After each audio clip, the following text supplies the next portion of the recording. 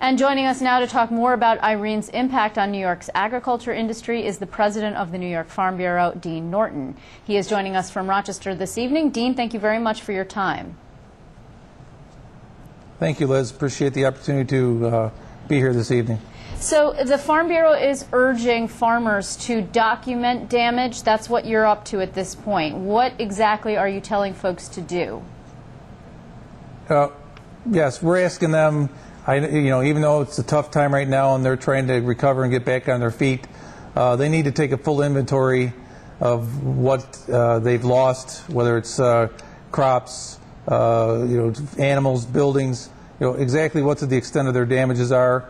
If they have the opportunity to take pictures, that would be good too.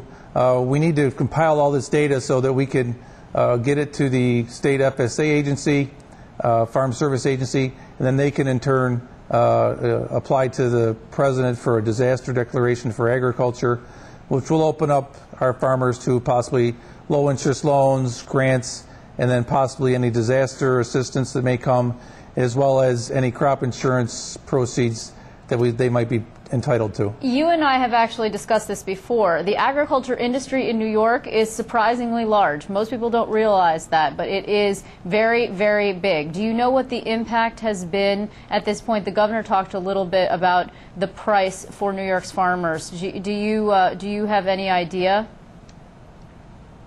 At this point, I know the losses in millions of dollars. I don't have an exact number. We're still compiling a lot of that data. Our friends at the Farm Service Agency are still compiling that data. I hope and expect by the end of the week, early next week, we'll have a better idea of what that is. But just the untold stress on these farmers is unimaginable. Some of them have lost their life in a matter of minutes. Animals have been lost. I know that we've lost at least one farmer due to the flooding. So, dollars, I don't have a number, but just the toll is immense.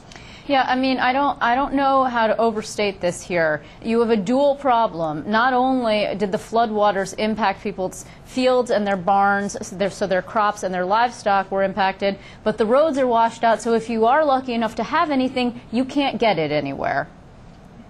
Yeah, and that's another thing that we're really trying to make state officials aware and the county officials aware that it's important and critical that we get those infrastructure impediments repaired, whether it's roads, ditches, bridges. We need to get milk haulers and milk trucks to the farms to pick up milk. We need to be able to get feed in and out. And unless we get those roads repaired or get that infrastructure repaired, it's going to make it difficult, if not impossible, some of these farms to continue their livelihood. Yeah, and we're talking infrastructure repairs that could take years, actually. You don't just build a road overnight. It seems cumbersome to me, this whole process. You need actually the USDA also to declare an emergency, not just FEMA and the federal government? We need the Farm Service Agency will apply to USDA. In turn, then we'll get the declaration from the president so that we get those programs opened up. Okay. So, and what you're seeking... And I know, I'm sorry, the president has already declared the area a disaster. Right. But we also need to continue with the disaster for USDA, yes. Okay, I see. All right. We're also talking about folks who are living, a lot of people, on the edge already. So when you say it will open up low-interest loan opportunities for farmers, isn't that just putting people more in debt? Do you think that's the best the government's actually able to do? Yeah, and that's a lot of what you'll hear from some of the farmers that are affected. Oh, it's just another loan that I have to pay back, and they are correct.